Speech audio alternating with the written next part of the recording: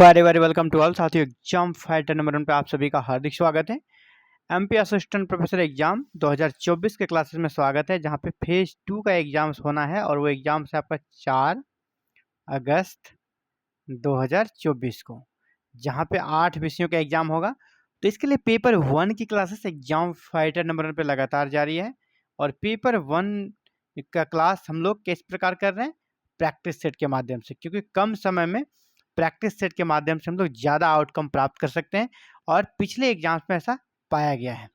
पिछले एग्जाम्स में जिस प्रकार प्रैक्टिस सेट से बहुत सारे प्रश्न आए थे, इसी प्रकार मेरा टारगेट है कि इस बार आपका 20+ प्रश्न सीधे प्रैक्टिस सेट से ही लड़ने वाला है। तो मतलब अगर आप 0 लेवल पे हैं, आपने तैयारी कुछ भी नहीं की है और प्रैक्टिस सेट अगर सॉल्व कर लेंगे हमारे साथ जुड़कर, आप 20+ प्रश्नों को इसी से आप सही कर पाएंगे, है ना। डायरेक्ट इनडायरेक्ट आपको प्रश्न यहाँ से मिल जाएंगे। तो चलिए, पहला प्रश्न आपके सामने है, सामान्य लोगों के उपयोग के लिए विकसित पहला ब्राउज़र कौन सा था? सामान्य लोगों के लिए विकसित पहला ब्राउज़र कौन सा था? इंटरनेट एक्सप्लोरर, सफारी, एज या नेटस्केप नेविगेटर? तो राइट आंसर आपका डी नंबर, नेटस्केप नेविगेटर पहला ब्राउज़र था जो सामान्य लोगों के उपयोग के लिए विकसित किया गया था। नेक्स्ट, कौन सा गोपनीयता केंद्रित ब्राउज़र है?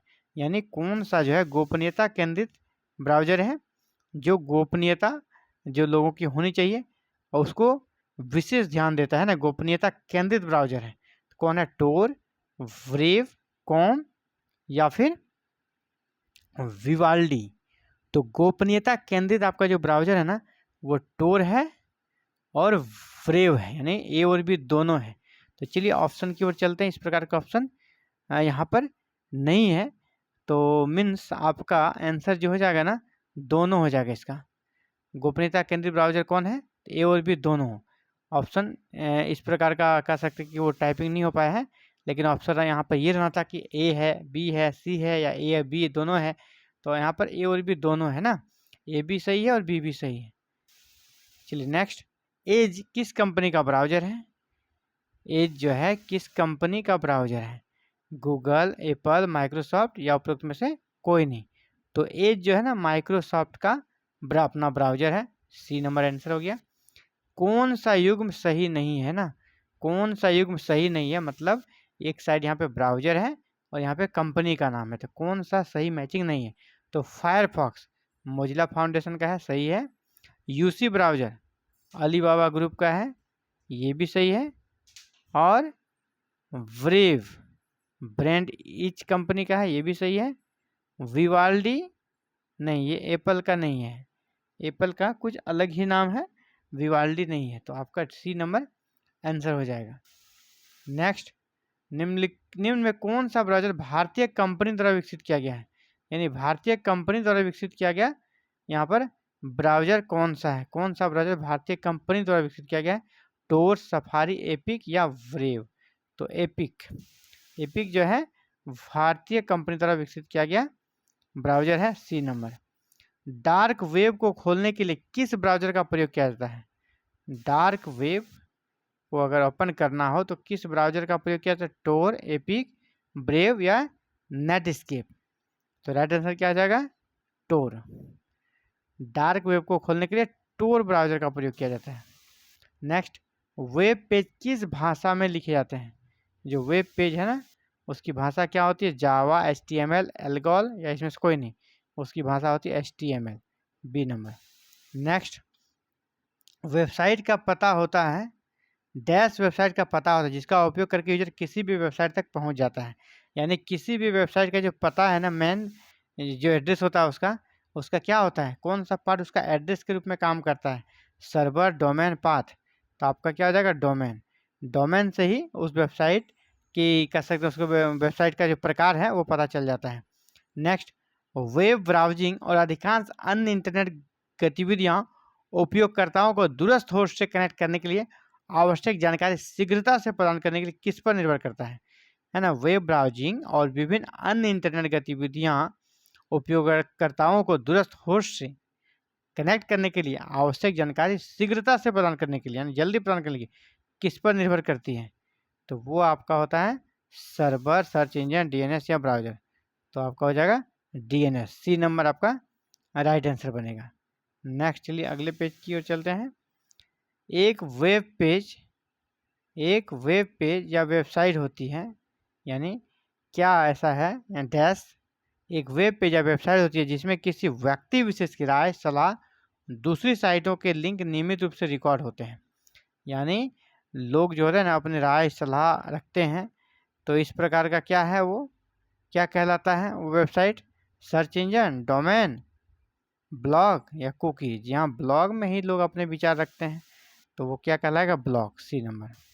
नेक्स्ट, क्रोलर आधारित वेब डायरेक्टरी आधारित हाइब्रिड और मेटा सर्च किसके प्रकार हैं? यानी ये जो टर्म है क्रोलर आधारित, वेब डायरेक्टरी आधारित, हाइब्रिड और मेटा सर्च किसके प्रकार हैं? ये सभी ब्लॉग के हैं, ब्राउजर के हैं, सर्च इंजन के हैं, पोर्टल के हैं? ये सभी सर्च इंजन के प्रकार हैं, है ना। तो याद रखिए क्रोलर आधारित, वेब डायरेक्टरी आधारित, हाइब्रिड और मेटा सर्च ये सभी क्या है? सर्च इंजन है। निम्नलिखित में से कौन से सर्च इंजन क्रोलर आधारित सर्च इंजन है? क्रोलर आधारित सर्च इंजन कौन सा है? गूगल, बिंग, याहू सर्च और डक डक गो। तो क्रोलर आधारित सर्च इंजन आपका है गूगल। ए नंबर 57 का आपका ये हो जाएगा। इसके अलावे देखा जाए तो बिंग भी है ना, बिंग भी है क्रोलर आधारित, यानी 1 2। और ऑप्शन में क्या है? याहू, डक डक गो। जी हाँ, ये सभी ऑप्शन अगर होगा तो सभी आंसर हो जाएगा आपका, ये आपका सभी आंसर हो जाएगा। इस प्रकार सभी जो है ना गूगल, बिंग, याहू और डक डक गो ये सभी जो है क्रोलर आधारित सर्च इंजन है। ऑप्शन इस प्रकार का है कहाँ पर? देखिए डी नंबर है, डी नंबर उपरोक्त सभी, तो डी आपका राइट आंसर बन जाएगा। नेक्स्ट, किस प्रकार के सर्च इंजन को एग्रीगेटर के रूप में जाना जाता है? एग्रीगेटर के रूप में जाना जाने वाला सर्च इंजन कौन सा है? क्रोलर, मेटा, हाइब्रिड या वेब डायरेक्टरी? तो क्रोलर के रूप में जो जाना जाता है, कह सकते हैं क्रोलर नहीं है, एग्रीगेटर। एग्रीगेटर के रूप में जो जाना जाता है सर्च इंजन, वो सर्च इंजन आपका कौन सा है? मेटा। मेटा जो सर्च इंजन है ना, उसको एग्रीगेटर के रूप में जाना जाता है। नेक्स्ट, विश्व का पहला वेब सर्च इंजन निम्नलिखित में से कौन सा है? वर्ल्ड का, पूरे विश्व का पहला वेब सर्च इंजन निम्नलिखित में कौन सा है? याहू, आर्ची, आस्क या फिर यांडेक्स? तो वो आपका आर्ची है, बी नंबर। विश्व का पहला वेब सर्च इंजन कौन हो गया? Archie, B number. पहला भारतीय इंटरनेट सर्च इंजन, भारत का पहला इंटरनेट सर्च इंजन कौन सा है भारत का? वो है एपिक, 1 2 3 खोज, गुरुजी या यांडेक्स? तो पहला भारतीय इंटरनेट सर्च इंजन आपका गुरुजी है, C number right answer. Next, dash search engine user की व्यक्तिगत जानकारी को ट्रैक, एकत्र और स्टोर नहीं करता। यानी कौन सा ऐसा सर्च इंजन है जो कि यूजर का व्यक्तिगत जानकारी ट्रैक, एकत्र और स्टोर, ये सारा स्टोर वो करता ही नहीं है? वो है आपका Google, Yahoo search, duck duck go या फिर टोर? जी हाँ, वो आपका है डक डक गो, सी number duck duck go. 62, internet के विभिन्न क्षेत्रों के लिए गाइडलाइन, स्टैंडर्ड और रिसर्च करने समूह कौन सा है? इंटरनेट के विभिन्न क्षेत्रों के लिए गाइडलाइन, स्टैंडर्ड और रिसर्च करने समूह कौन सा है? Internet archive, world wide web, internet society या फिर इंटरनेट गवर्नेंस फोरम? तो वो है आपका world wide web consortium, world wide web consortium, B number. Next, निम्नलिखित कथनों पर विचार कीजिए, है ना, 2 कथन दिए, इस पर विचार करना है। वाईफाई डिजिटल डिवाइस में डेटा ट्रांसफर का वायरलेस माध्यम है। वाईफाई डिजिटल डिवाइस में डाटा ट्रांसफर करने का वायरलेस माध्यम है। तो जी हाँ, ये सही है, बिल्कुल सही है। यह सेवा 24 से 5 GST की लाइट वेव्स के माध्यम से डाटा ट्रांसफर करती है। ऐसा कोई ज़रूरी नहीं है। तो इसका ऑप्शन ए जो है सही है, यानी 1 नंबर से केवल 1 सही है।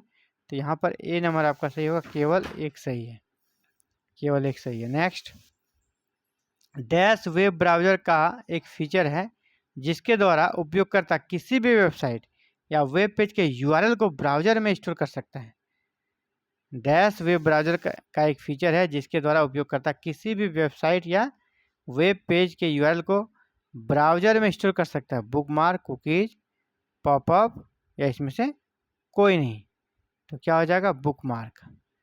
बुकमार्क वेब ब्राउजर का एक फीचर है ना। बुक यहाँ भरा जाएगा। बुकमार्क वेब ब्राउजर का एक फीचर है जिसके द्वारा उपयोगकर्ता किसी भी वेबसाइट या वेब पेज के यूआरएल को ब्राउजर में स्टोर कर सकता है।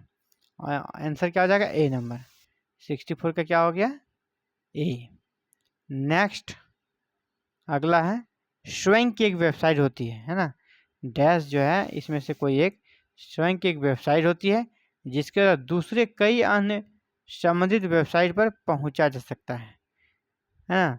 जिसके द्वारा अन्य वेबसाइट पर भी पहुंचा जा सकता है। तो वो कौन सा है? पोर्टल, कुकीज, सर्वर या बुकमार्क। वो आपका हो जाएगा पोर्टल। पोर्टल स्वयं की एक वेबसाइट होती है जिसके द्वारा जिससे दूसरे कई अन्य संबंधित वेबसाइट तक पहुंचा सकता है। तो ऑप्शन ए आपका यहाँ पर राइट आंसर होगा। आज के क्लासेस में इतना ही। हम लोग 20 MCQ को सॉल्व कर चुके हैं आज के लिए, और ये हमारा टॉपिक है ICT। तो अभी ICT की क्लासेस लगातार चलेगी। तो आप भी चाहते हैं साथियों क्लासेस को ज्वाइन करना और MP assistant professor exam paper 1 के लिए फेज 2 में शानदार स्कोर करना, तो हमारे साथ जुड़ सकते हैं बिल्कुल फ्री में। एवरी इवनिंग आप क्लासेस का लाभ ले सकते हैं प्रैक्टिस सेट के माध्यम से, और ये प्रैक्टिस सेट के ऐसे प्रश्न हैं जो सीधे आपको एग्जाम में लड़ने वाले हैं। तो आज के लिए इतना। मिलते हैं कल एक नई वीडियो में। साथियों को चैनल पर नए हैं, चैनल को सब्सक्राइब करें, बेल आइकन को प्रेस करें और ऑल बटन को क्लिक करें। Thank you very much for watching this video and connecting with exam fighter number 1।